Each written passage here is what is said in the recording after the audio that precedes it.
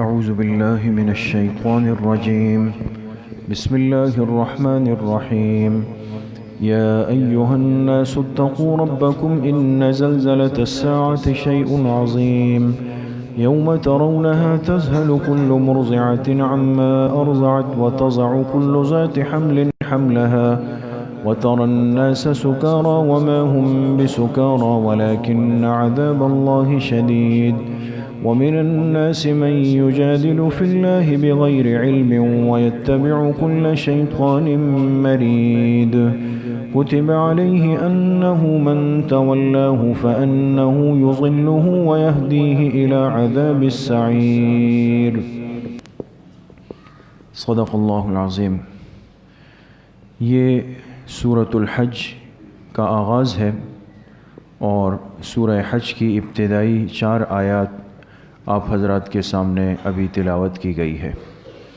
پچھلی سورت جو گزشتہ کل کے درس میں ختم ہوئی وہ سورۃ الانبیاء تھی اور آج سے انشاءاللہ سورۃ الحج کا آغاز ہے.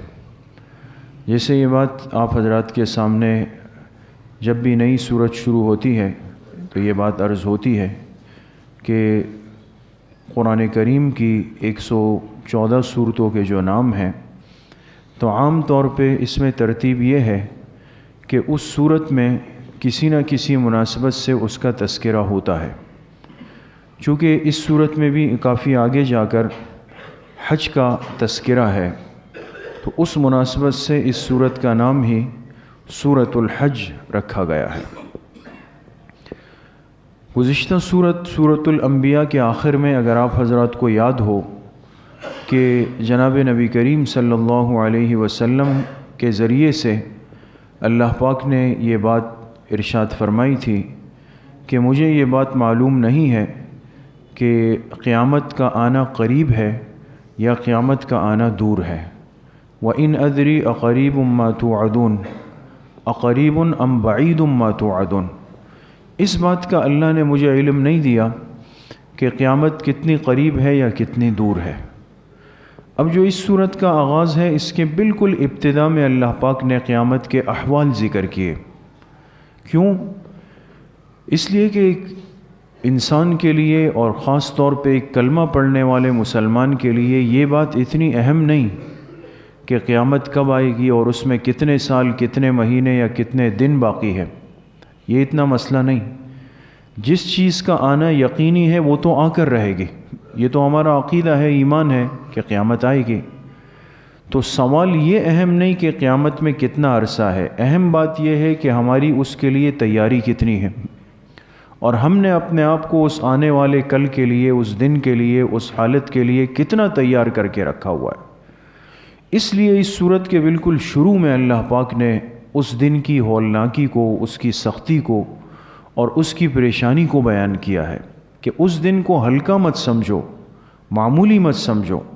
ایک بہت بڑا مرحلہ درپیش ہے اور یقیناً تم پہ آنے والا ہے. اس کے لیے اپنے آپ کو تیار کر لو. ان آیات کا ترجمہ ہے یا ایھا الناس اتقوا ربکم، اے لوگو تم اپنے رب سے تقوی اختیار کر لو، یعنی اس رب کا خوف اپنے دل میں پیدا کر لو. ان زلزلۃ الساعۃ شیء عظیم، بے شک جو قیامت کا زلزلہ ہے وہ بہت بڑی چیز ہے.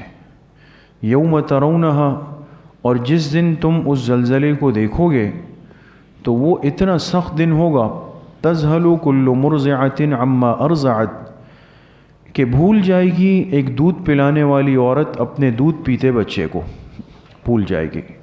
وتضع کل ذات حمل حملها، اور ایک حمل والی عورت اپنے حمل کو گرا دے گی. وتری الناس سکارا، اور تمہیں ایسا لگے گا کہ لوگ کسی نشے میں ہیں. وما هم بسکارا، لیکن حقیقت میں وہ کسی نشے میں نہیں ہوں گے. ولکن عذاب اللہ شدید، بلکہ اللہ پاک کا عذاب بہت سخت ہے. ومن الناس من یجادل فی اللہ بغیر علم، اور لوگوں میں سے بعض لوگ ایسے بد نصیب بھی ہیں جو اللہ کے دین میں جھگڑتے ہیں بغیر کسی دلیل کے. وَيَتَّبِعُ كُلَّ شَيْطَانٍ مَرِيدٍ، اور اتباع کرتے ہیں ہر سرکش شیطان کی، اس کے پیچھے چلتے ہیں. کتب علیہ، ایسے لوگوں کے لیے فیصلہ ہو چکا ہے کہ انہو من تولا ہو، کہ جس نے بھی شیطان کو اپنا مقتدی بنایا، اس سے دوستی کی، فَأَنَّهُ يُضِلُّهُ، تو وہ شیطان اس کو دنیا میں بھی گمراہ کرے گا، وَيَهْدِيهِ إِلَى عَذَابِ السَّعِيرِ، اور آخرت میں اس کو جہنم کے عذاب کی طرف لے کے جائے گا۔ تو یہ سورہ حج کا آغاز ہے، اور جیسے عرض کیا کہ اس کی بالکل ابتدا میں اللہ پاک نے قیامت کے احوال کو بیان فرمایا ہے۔ پہلی بات، عبداللہ ابن عباس رضی اللہ عنہما فرماتے ہیں کہ اس سورہ حج کی ایک ایسی خصوصیت ہے کہ جو باقی صورتوں کو حاصل نہیں ہے۔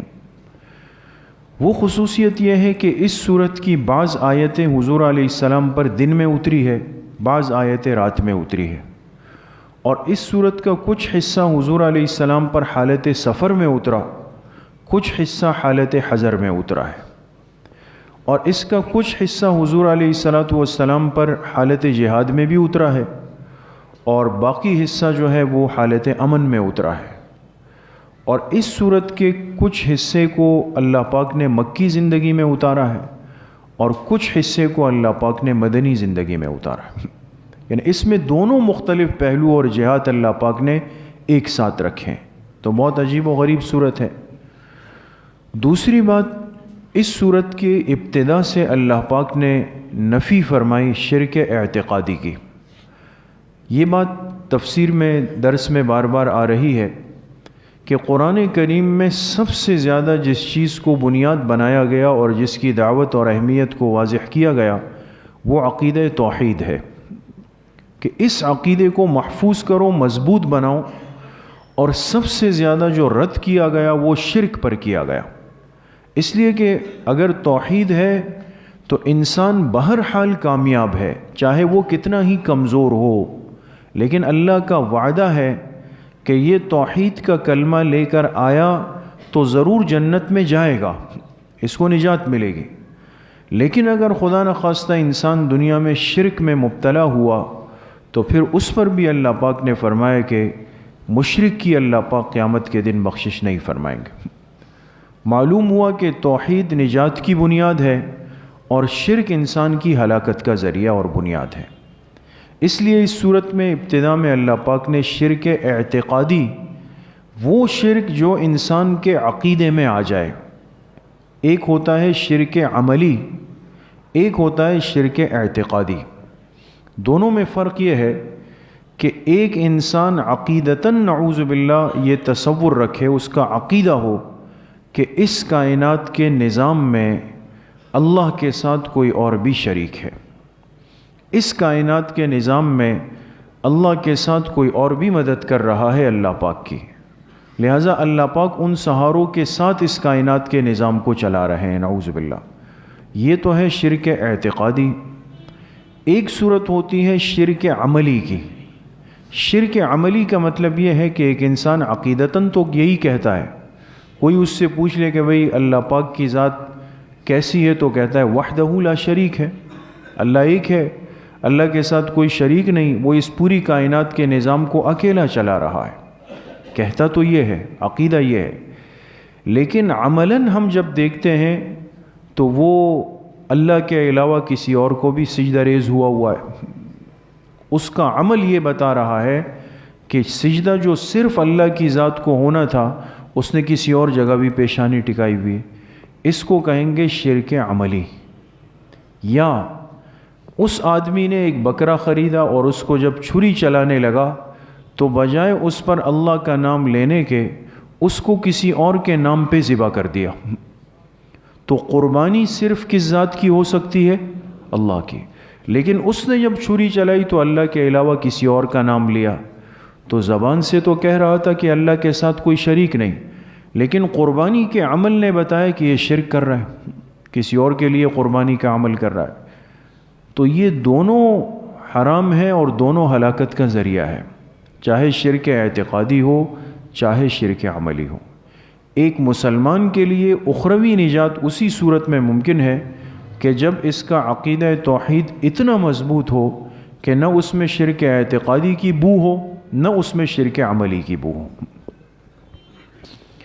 تیسری بات، اس صورت میں اللہ پاک نے قیامت کے احوال کو بیان کرتے ہوئے فرمایا کہ وہ زلزلہ بہت سخت ہے، زلزلۃ الساعہ۔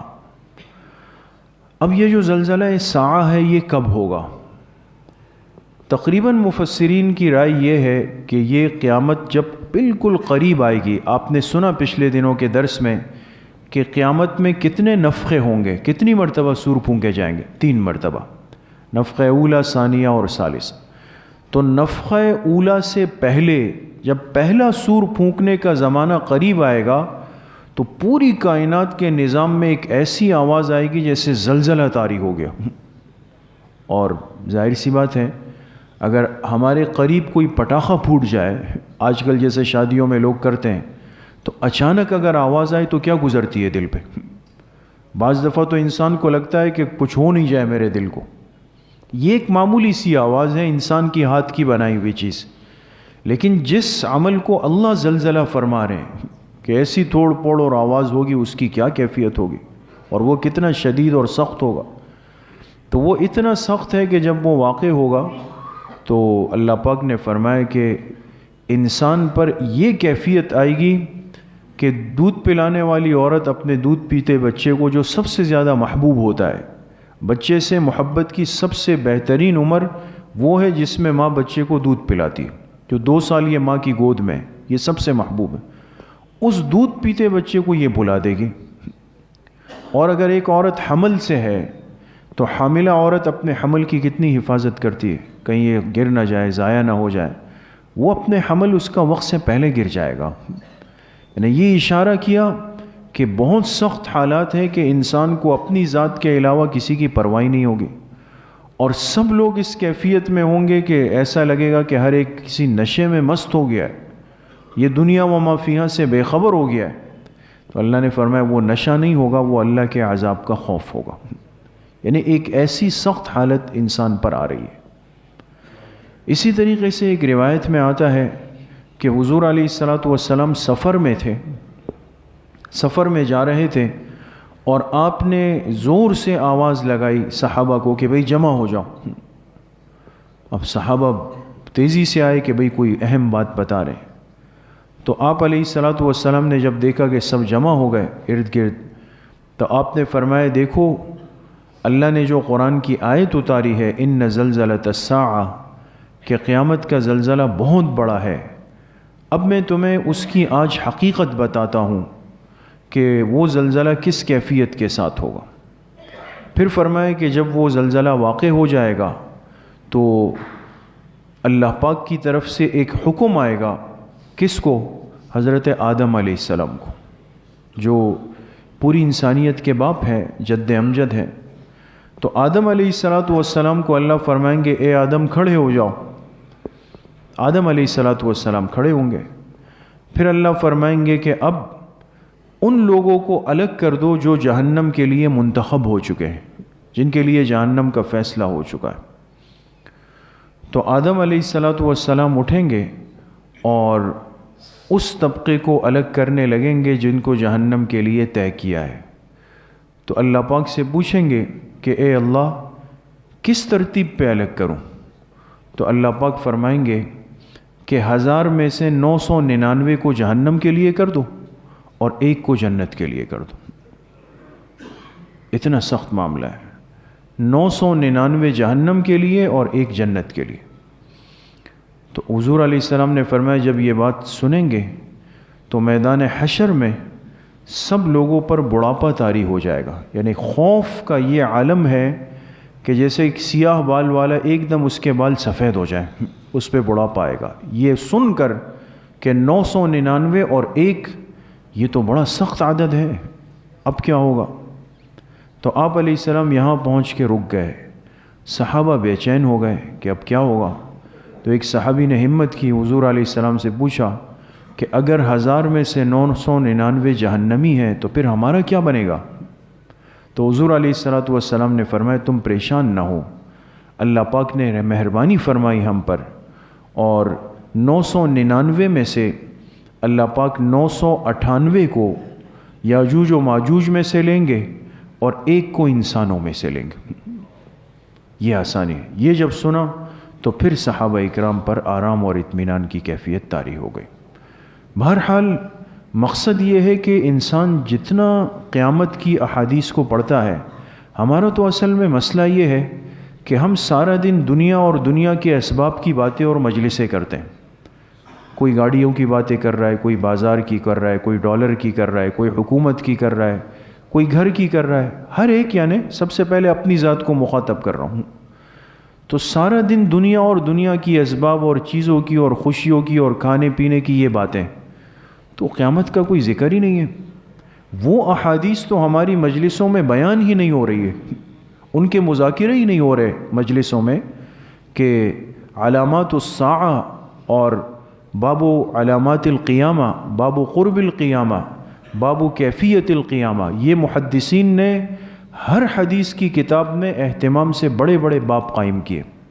قیامت کیسے آئے گی، اس کی نشانیاں کیا ہے، جب قریب آئے گی کیا ہوگا، جب واقع ہو جائے گی کیا ہوگا، جب بندے قبر سے اٹھیں گے کیا ہوگا، اللہ کے پاس جانے لگیں گے کیا ہوگا، یہ ساری تفصیلات ہیں۔ تو اب جب تک ان احادیث کا تذکرہ نہیں ہے، وہ مجلسوں میں نہیں ہے، تو دلوں میں آخرت کی اہمیت پیدا ہی نہیں ہو سکتی۔ ہر انسان یہ تصور قائم کر کے بیٹھا ہوا ہے کہ ابھی مجھے تو بہت وقت باقی ہے اس دنیا میں، ہمارے پاس تو بہت ٹائم ہے۔ ایسا نہیں ہے، وقت نہایت کم ہے اور ہر لمحہ ہمیں اس آخرت کی طرف بڑھا رہا ہے۔ جانا تو طے ہے، لیکن مقصود یہ ہے کہ اس آنے والے دن کے لیے، اس وقت کے لیے ایک تیاری کر لے انسان، اپنے آپ کو آخرت کے لیے تیار کر لے، اپنے عقیدے کی سب سے پہلے انسان حفاظت کرے۔ دیکھیں یہ بہت بڑی تسلی ہے، بہت بڑی تسلی۔ حضور علیہ الصلوۃ والسلام امت کو ایک بہت بڑی تسلی دے کر گئے کہ جو اس دنیا میں اپنے آپ کو لا الہ الا اللہ پر قائم رکھے اور شرک سے بچے اور اسی حالت میں موت آئے، یعنی عقیدہ توحید پر موت آئی، کلمے پر، شرک سے بچا، تو فرمایا اس بندے کا اللہ پر حق یہ ہے، حق حدیث کے الفاظ مشکات المصابیح کتاب الایمان، وحق العبد علی اللہ، اس بندے کا اللہ پر حق یہ ہے کہ اللہ اس کو جنت میں ضرور داخل کریں گے۔ یہ تو تسلی ہے کہ ایمان اگر بچا کر چلے گئے تو اللہ جنت میں ضرور بھیجیں گے۔ اللہ ہم سب کو بلا حساب نصیب فرمائے، اس لیے کہ حساب کتاب کا معاملہ تو بہت مشکل ہے، لیکن وہ چیزیں جو حضور علیہ السلام نے بتائی کہ دیکھو اس سے بچو، اس سے بچو، اس سے بچو، اس سے بچو، اس سے، وہ ہمارا اصل امتحان ہے۔ اب زندگی اتنی احتیاط کے ساتھ، تقوی کے ساتھ، طہارت کے ساتھ گزارنا کہ انسان اس آخرت کی زندگی کے لیے پہلے سے ایک تیاری کے مرحلے سے گزر رہا، تو وہ احتیاط ہے تھوڑی سی۔ جیسے ایک بیمار کو کہا جائے کہ بھئی ایک ہفتے آپ اس چیز سے پرہیز کریں، تو سنجیدہ آدمی کیا کرتا ہے، سمجھ جاتا ہے کہ بھئی احتیاط کر لینے چاہیے۔ اگر میں 7 دن گوشت نہیں کھاؤں، چینی نہیں کھاؤں تو مر نہیں جاؤں گا، لیکن یہ کہ تھوڑا سا آئندہ کے لیے بہتر ہو جائے گا، یہی سمجھ لیں۔ وہ پرہیز والی زندگی گزارنی ہے، اور پھر انسان جب جائے گا تو ہمیشہ ہمیشہ کے مزے۔ اللہ پاک صحیح عمل کی توفیق نصیب فرمائے۔ انشاءاللہ کل بروز اتوار بعد نماز عشاء ہماری ماہانہ مجلس ذکر ہوگی۔ آپ حضرات کے علم میں ہوگا کہ پچھلے مہینے سلسلہ شروع ہوا تھا، پہلی مجلس ذکر ہوئی تھی، اور کل انشاءاللہ بعد نماز عشاء اصلاحی بیان اور مجلس ذکر ہے۔ تمام حضرات اہتمام سے طلب سے تشریف لائیں۔ الحمدللہ رب العالمین والصلاة والسلام علی سید الانبیاء والمرسلین۔